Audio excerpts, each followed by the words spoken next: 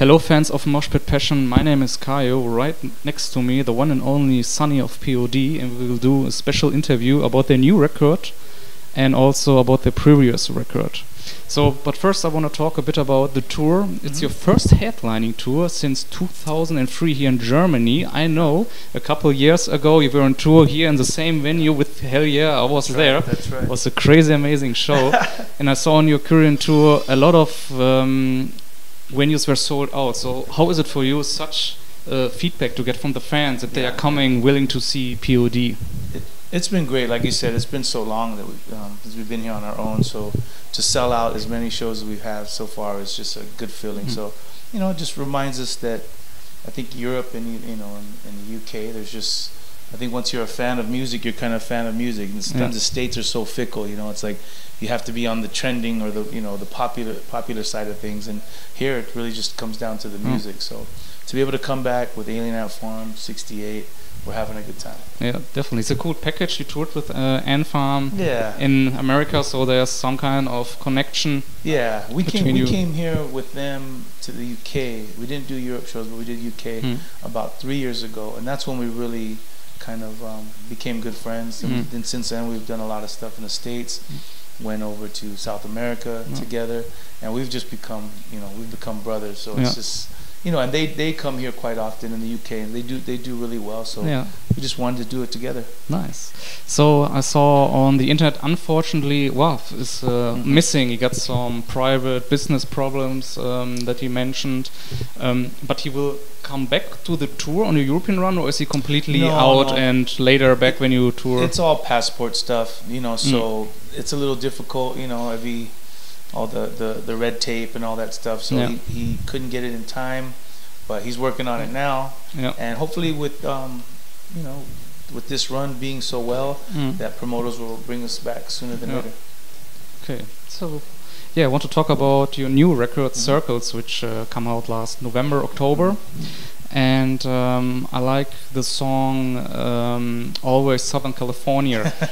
Do you plan maybe to release a video or do a little bit more a campaign about it? Because I think it was a band, I don't want to address it, who were dissing you in October. I don't want to give this topic so much space about it, but one line was that they said you don't have a major single since 2003. So if you're a POD fan, now following that's on the one hand not true, and I personally think if you listen to the new record, that song is your strongest of them. Thank you. It's very, very catchy, got everything, the POD vibe, something new. So maybe do you plan to do it a little bit bigger, like a radio campaign or something? Well, you're just getting started. I think because we're more in the rock genre, they came out with Listening for the Silence. It's more of probably one of the most rock and roll songs on our record, Surprisingly enough, this isn't our heaviest record. There's a lot more melodic stuff, more catchy choruses. But I think they wanted to come off with a rock track, and then I've always thought that was a single. So I would love to shoot for that sometime, closer to summer. Because to me, that's the summer vibe. Definitely. So I definitely agree with you. That's a single to me. Yeah, you're now nearly since 30 years on the road and doing music, and I got something here. That's my package of records, and this package, there are some POD records and some of your friends, and I want that you just pick one record up and tell something what comes up in your mind. And if you got a POD record, I got some questions here on my paper, and we'll ask some stuff about it, because especially the old school fans or newer fans want to know a little bit about your older record, if it's okay. So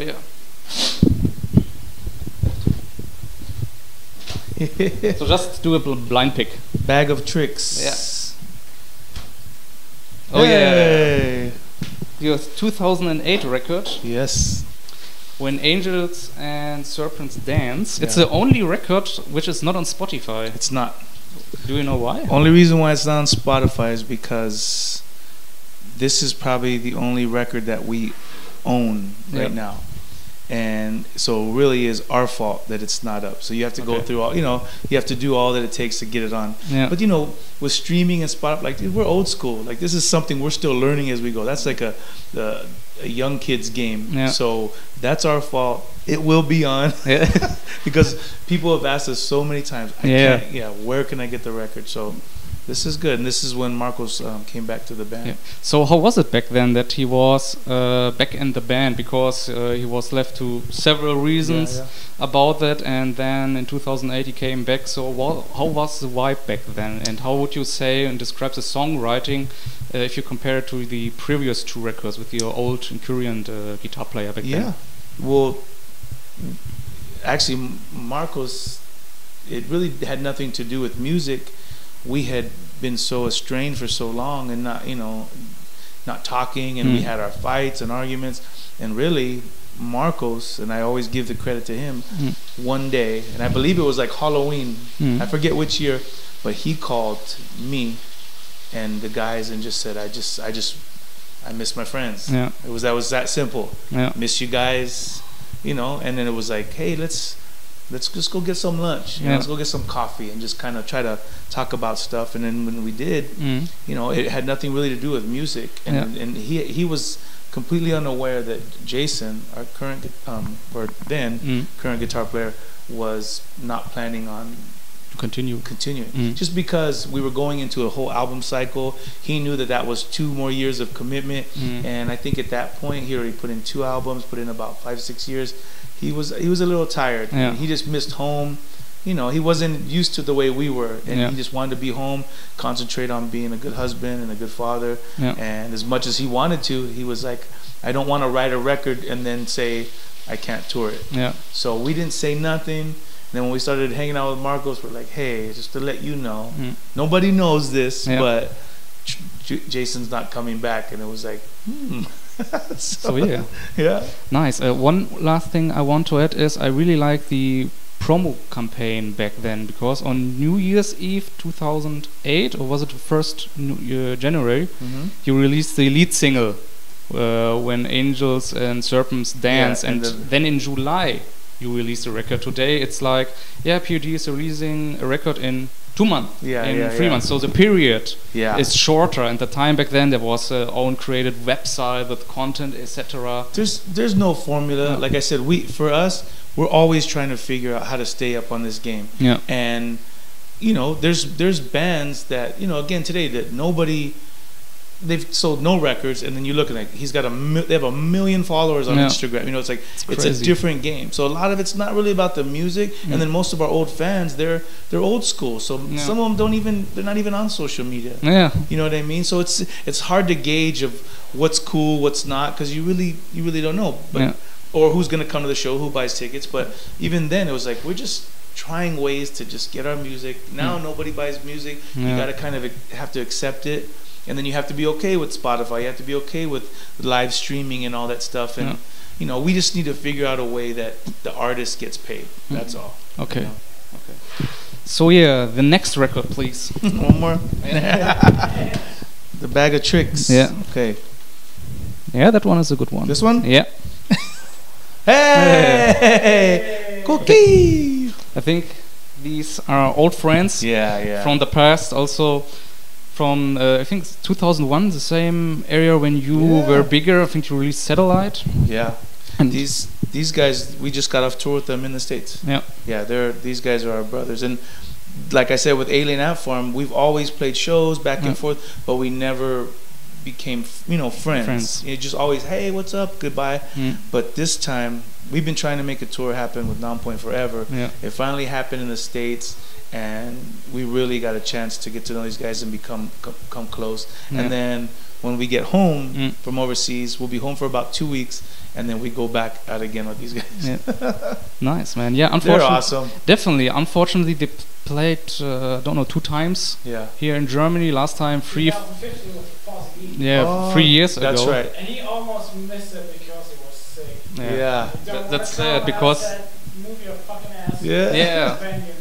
Rob, about this for it's definitely there's so many bands which are not coming because of different reasons, because it's too expensive. They book us trying to rip off bands, and so I say no, we stay here in America, we don't know what to expect and what we get financially if we can it's tough. Pay the tickets to get back. For us again, and now just trying to take more control of our business and do things on our own and not be so driven by the labels. it's hard, man. So a lot of times when we go to South America or certain places, luckily for us, South America does really great. Again, Europe, you know, it's been up and down. And so when we come here, not that it's about the money, but it's like we really pay to play. You know what I mean? We're here, but now, you know, obviously with a good package and great shows, then it makes it easier to say, oh, we had success here. Maybe we can come back. And the promoters are like, you know what, I'm bringing this package because they believe in it. Yeah. And it's such a wild game. Yeah. You know, when it's tough.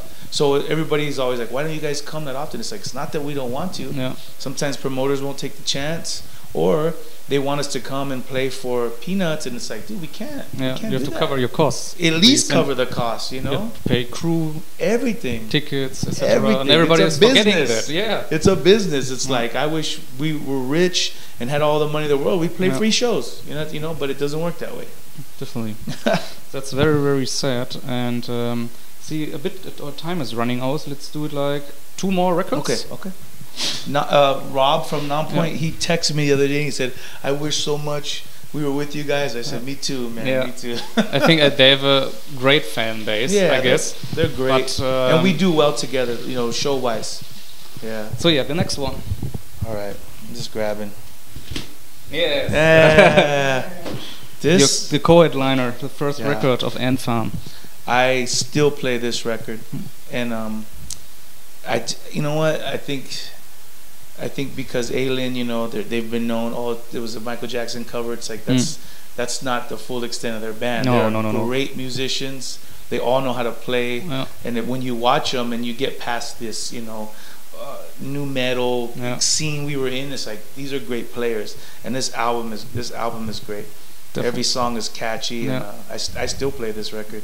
Definitely. Yeah. Unfortunately, their third record, I think it's the best one. It's called Up in the Attic / Third Draft. It was an independent release. Yeah. And I think it's playing wise the best of them. Not to mention before, they are reduced on the cover. Yeah. And maybe Movies is their second biggest hit, but everybody's like, Ant Farm, it's a cover, one-hit wonder band. Yeah. Like you said, my opinion is not like that. They're really, really great songwriters. And also, what they did on their last record is something what you do on your current record. They gave their output to other producers and let them co-write them. So that gave them a different kind of inspiration, new sound. You can hear it on Alien Ant Farm's last record and your new record. It sounds a bit different and more fresh. Like they're more younger people. There's some fresh blood involved. So it's very great about them. They're open-minded and not like sticking to their sound and pushing their vision and to the fans. So the fan is consuming everybody every time the same record and not like, hey, it's true. They're old school like us. So a lot of times it's like, you know, we're so used to doing things a certain way, and then now that everything has changed, you have to be open-minded. That's something that we did on this new record. You know, just to say, hey, let's try stuff or let's do something different. You know? But this is a great record. So the last record. If you want, you can also look and say, hey, maybe we want to talk about this band as a special band. Oh yeah, good records. I like this one. Yes, Korn. That's a big history. This is the first time we came to Europe. These guys took us out in 2000 and blew our minds because they were playing arenas and we had never been here before, you know. And to be able to just open up for them and see all of Europe and the UK, it was mind blowing. And this is still one of the dopest records out, man. Definitely. Your drummer has a side project with Philly, the bass player. And Q Unique still. Well, they did stuff just jamming together, you know, always again for fun, doing whatever. So why not? Yeah. Definitely a great band, like we mentioned before, same history. Yeah. And still doing it. Yeah. These guys are still doing it, and I'd love to go out with Korn again soon. So thank you very much for your time, for the interview. One last question left, because our magazine is called Moshpit Passion, and maybe you have a nice own moshpit experience you want to share, want to tell. Shoot, I still get into the pit in our shows. The other day in Italy, it was such a small club, and during Southtown, we were just having such a good time. I just hopped right into the pit, and then during the break of Southtown, we start moving, and we just do it, you know. But I've been in mosh pits since I was a kid, you know, and unfortunately nowadays you have so many looky-loos with their cameras that they're not putting away and just getting involved, you know. But I come from the old school when we would just go head to head. But I still love doing it. I'm just getting older. So yeah, thank you very much for your time for the interview. Man. Wish you all the best. Thank you, brother. And see you next time. Cheers. Bye. Freunde, ich hoffe, euch hat das Interview gefallen. Damit ihr keine Videos verpasst, abonniert unseren Channel. Auf unserem Kanal findet ihr noch weitere interessante Interviews mit namhaften Bands. Schaut euch auch auf unserer Facebook-Seite herum, wo wir exklusiven Content wie interessante Beiträge, Konzertfotos oder Videos uploaden. Auf unserer Webseite www.moshpitpassion.de findet ihr CD-Reviews, Konzertfotos, Konzertberichte, Interviews und vieles mehr.